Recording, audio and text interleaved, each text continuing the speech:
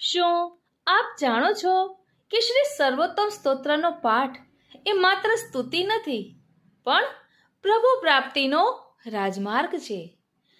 તેના 3 પ્રકારના ફળ દર્શાવ્યા છે. પહેલું, આધિભૌતિક ફળ. સૌ પ્રથમ આધિભૌતિક ફળની વાત કરીએ તો શ્રી વલ્લભાધીશની વાણી અત્યંત ગૂઢ અને ગંભીર છે. આ સ્તોત્રના પાઠથી શ્રી વલ્લભની એ દુર્બોધ વાણી આપણા માટે સુબોધ બને છે, એટલે કે આપણે તેને સરળતાથી સમજી શકીએ છીએ. બીજું, આધ્યાત્મિક ફળ. આપણી ભક્તિના માર્ગમાં ઘણા અવરોધો અને પ્રતિબંધો આવતા હોય છે. શ્રી સર્વોત્તમ સ્તોત્રના પાઠથી એ ભક્તિ માર્ગમાં આવતા તમામ અંતરાયો અને પ્રતિબંધો દૂર થાય છે.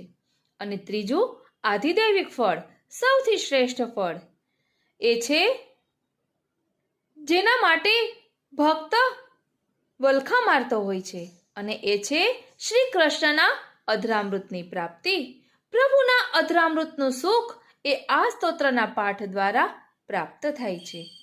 આમ ભૌતિક જ્ઞાનથી લઈને દૈવી સુખ સુધીની પ્રાપ્તિ કરાવનાર આ અદ્ભુત સ્તોત્ર છે, જે શ્રી વલ્લભના સ્વરૂપને ઓળખવાની ચાવી છે.